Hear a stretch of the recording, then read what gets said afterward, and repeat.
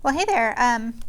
This is kind of directed towards the Zoomers, those of you who were watching from home on Tuesday.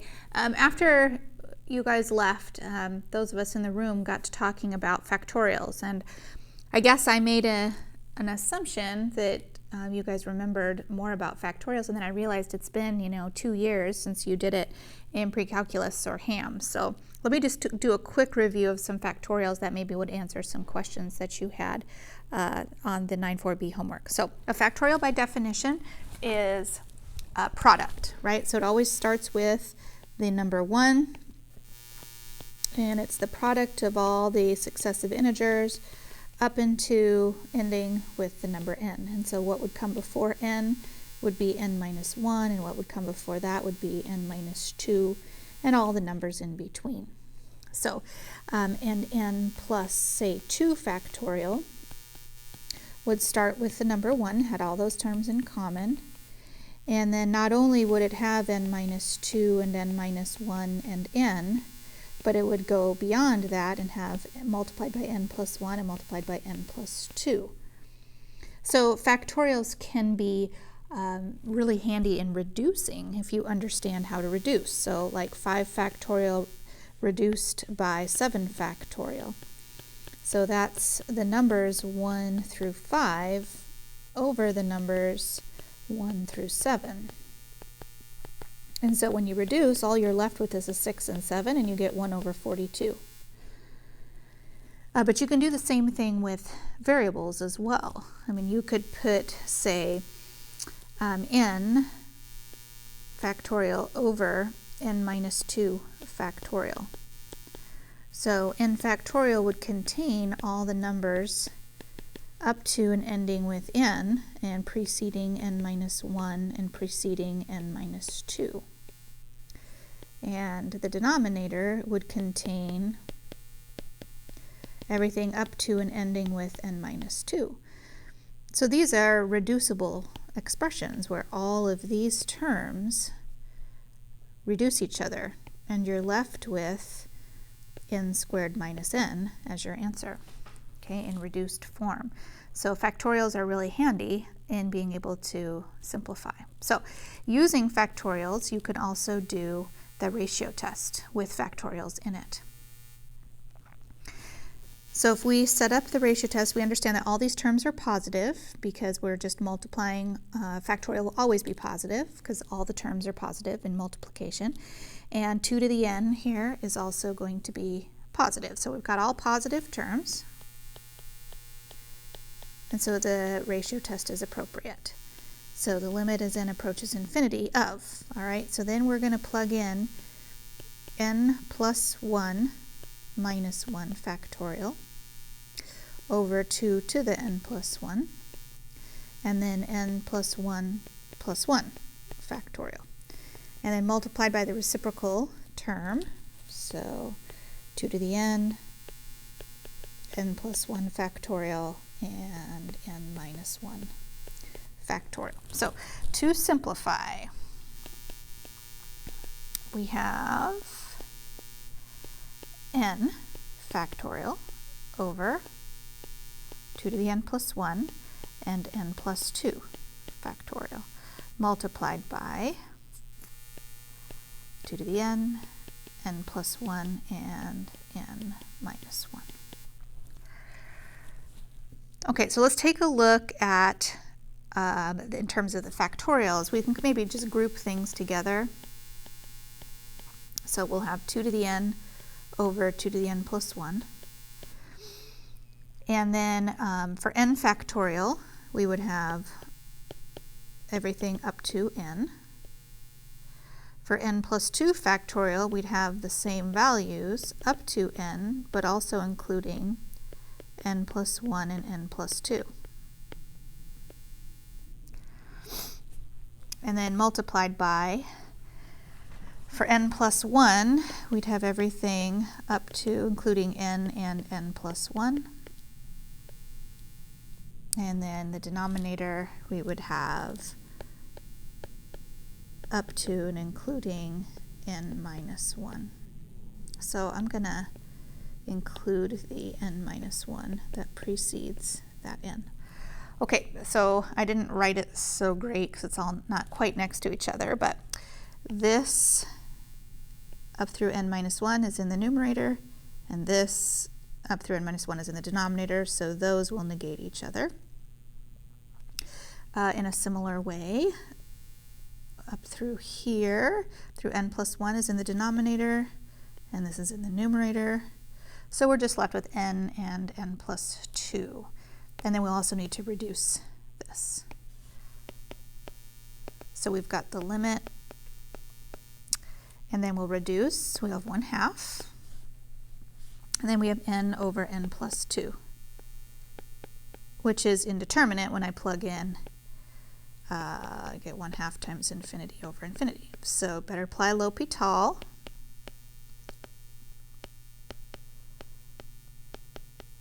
And that'll be 1 over 1. So we get 1/2. That is less than 1. And so this is a convergent series. Okay, so that might help you out with a couple of the factorial ones that you had in the homework from before. Okay, now we're ready to move on. So we're going to spend another day on the idea of the ratio test, and now we're going to apply it to convergence radius and interval of convergence for a power series. All right, so just quick review. A geometric series where r is the multiplier, okay, and in this case r is a constant, and if r is less, the absolute value of r is less than 1, then the series converges. All right, a geometric power series is r of x is a function of x, but it's still acting as the multiplier. So this series will converge if the absolute value of that is less than 1. So that's a review of geometric series and geometric power series. The ratio test can apply to a power series as well. So again, we want to say, okay, what if the series doesn't necessarily have positive terms? So with a power series, it's got a variable. We can't guarantee that that variable will be positive or not. So can we still apply? If it's not for sure positive, can we use the power series? Well, sure. Then what we've got to do is with our limit, we've got to protect ourselves with absolute value. So we say that the series will converge, and we throw the word absolutely in there to indicate that we're using an absolute value to protect ourselves about the positivity. It will converge if the limit absolutely is less than 1. It will diverge if the absolute limit is greater than 1. And if the limit itself is equal to 1, then it's inconclusive. So we can still use it with a power series, even though we're dealing with a variable that we might not be sure is positive or not, as long as we protect ourselves with absolute values. So again, some vocabulary that we've talked about before. So this geometric power series will converge to a sum if we can guarantee that the radius is limited. We have what we call the radius of convergence. That's written when it's in symmetric form. And we can call that capital R the radius, not the ratio, but the radius. And then the interval of convergence when we solve for x.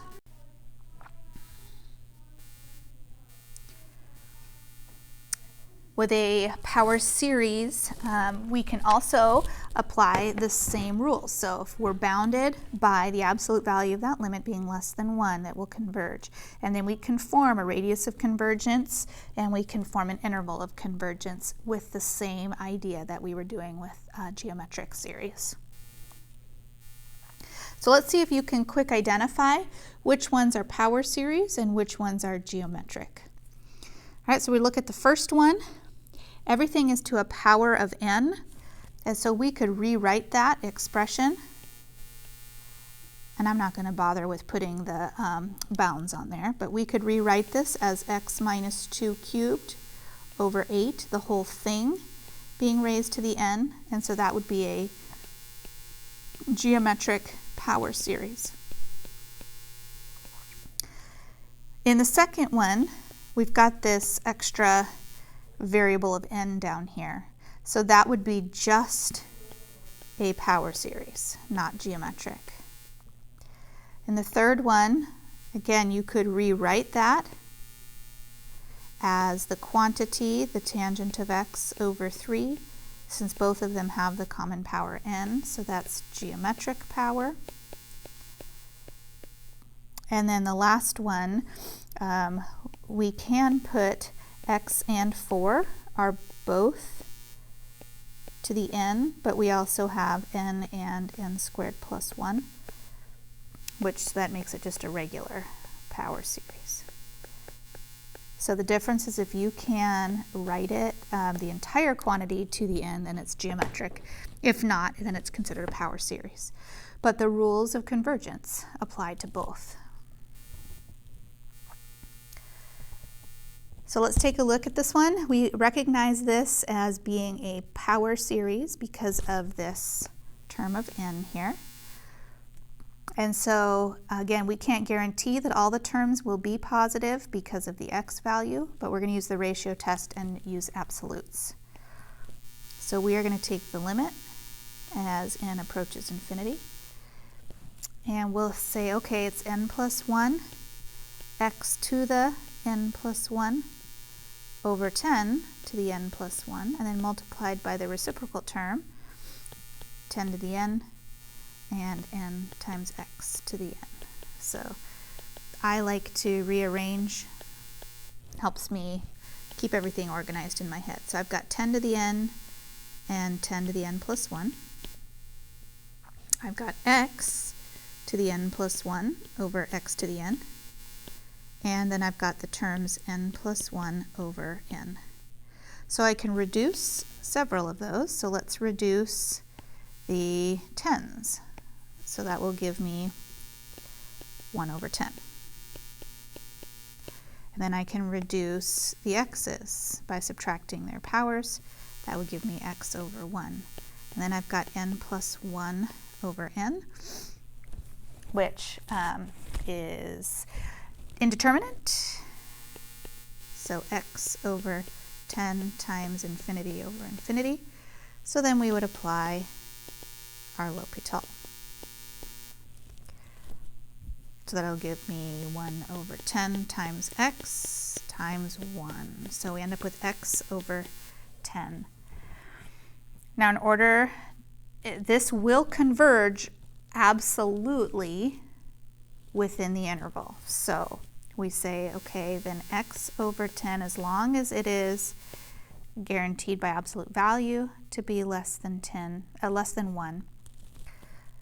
So then our convergence is going to be from between -1 and 1. So -10 to 10 is the interval of convergence. So this power series will converge if and only if x is limited between -10 and +10. Now we will check our endpoints at a later date. We are using open intervals right now.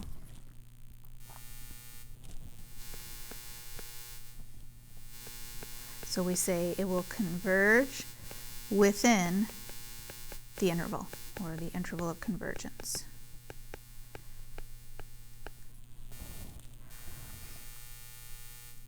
All right, if possible, find the interval of convergence and the radius of convergence and the function represented by the following series, if possible.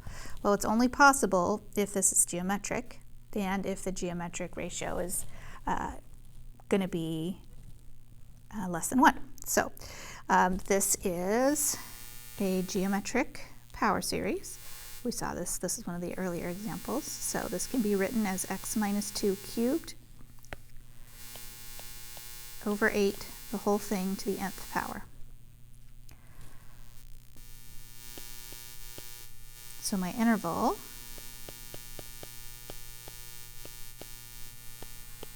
is set up as my interval of convergence. So -8 to +8, and we cube root everything.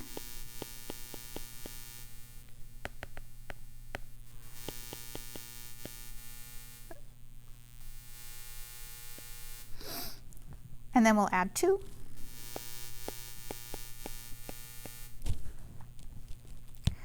So my interval of convergence is here. Written in symmetric form, we say x minus 2 is less than 2. So the radius is equal to 2, and the center is also equal to 2. And then finally, we need the function represented by the following series.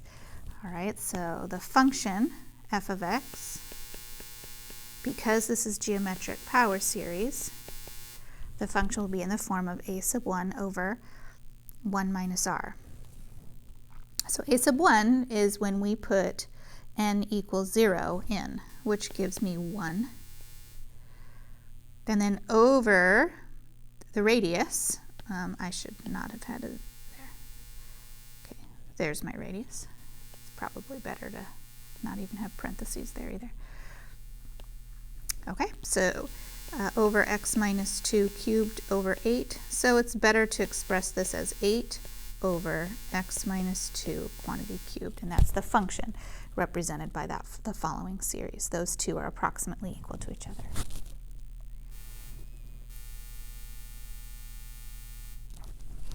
If possible, again, find the interval of convergence, radius, and function. All right, this is a regular power series, not a geometric power series. And so we need to apply the ratio test. All positive terms. Well, we're not sure about that, especially if you plug in, we have some subtraction. So depending on what x is, it may or may not be positive. So we need to make sure that a stays positive. So we're looking at x, that the terms stay positive. 3x minus 2 to the n plus 1 over n plus 1, and then multiplied by the reciprocal term.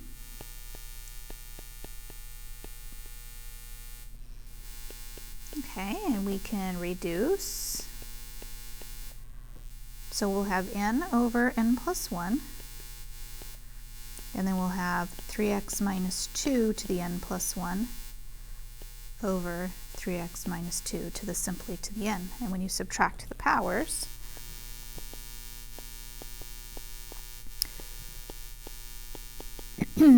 we'll get 3x minus 2 in my numerator. So I've got infinity over infinity as a problem right here, but again, I'll use L'Hopital. So I have infinity over infinity times 3x minus 2. So L'Hopital gives me 1 over 1 times 3x minus 2. So I'm going to have 3x minus 2. Okay, now we want to show absolute convergence there. So the absolute value of 3x minus 2 has to stay less than 1.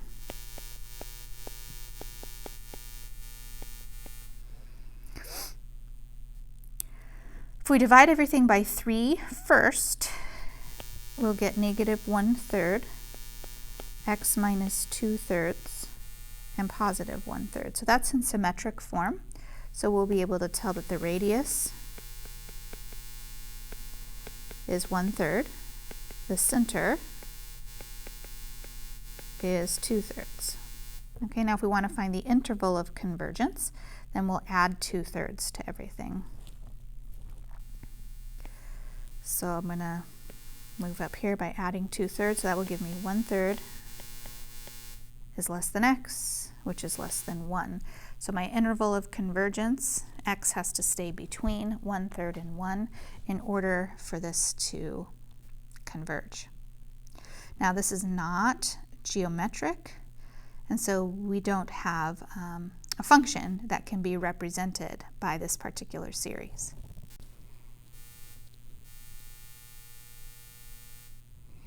All right, this one is a geometric power series as we established earlier, and so the r is the tangent of x over 3. So we can go, because it's geometric, we can go right to the absolute convergence.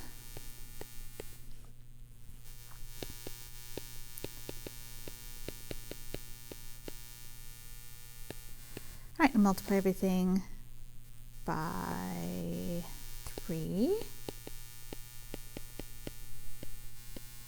All right, so you can tell what your radius is. The radius of convergence is 3. The center is 0. And then our interval of convergence, well, we apply an inverse tangent. So inverse tangent of 3. And then the inverse tangent of positive 3. So as long as x stays between those values, then we'll have a converging series. All right, this is geometric, so we can find a function represented by this. So my function would be the first term, which again, if we put 0 in, we'll have 1 over tan x over 3. So we're looking at 3 over, whoops, messed that up. Oh, did I mess that up on the other one too? I think I need to go back to that. 1 minus tangent of x over 3. All right, multiply everything by 3. So that's going to give me 3 over 3 minus tan x. All right, let me scroll back up. I think I forgot the 1. I did. Okay, well, let's fix that.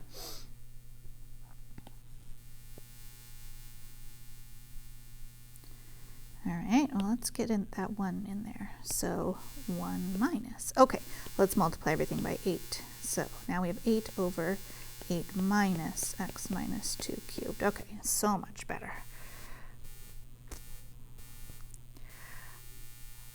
Okay, last one. Not geometric, so we'll need to apply our ratio test. And you'll get good at doing these. So n plus 1 times x to the n plus 1 over 4 to the n plus 1 times, n plus 1 quantity squared plus 1. And then the reciprocal. So 4 to the n squared plus 1 over n, and x to the n. Okay. So see if we can do all this. Let's get n plus 1 over n. So those are similar. We'll get the 4s, so that will give me 1/4 when I reduce the 4s. And then we've got n squared plus 1 in the numerator, and our denominator turns out to be n squared plus, let's see, 2n plus 2. And then the x terms will reduce, and we'll be left with x. So if we look at this all together, we'll have x over 4, and then we're going to have n cubed plus, I'm foiling here, multiplying the terms together. And then the denominator, when I distribute, I'll have n cubed plus 2n squared plus 2n. All right, we can do L'Hopital several times. Eventually, this will all reduce out to 1. We could also divide through by the highest power of n. That will also take care of all of that. So just for the interest of time, this is all going to have a limit value of 1. So that's not very formal, but I'm going to save us time here. And we get x over 4. All right, so we need to guarantee the positivity of that. And so x over 4 will be between 1 and -1. So in centered form, so we now can identify our radius as 4 and our center as 0. It's also the interval of convergence. And since it's not a geometric power series, we cannot find a function to represent the series overall.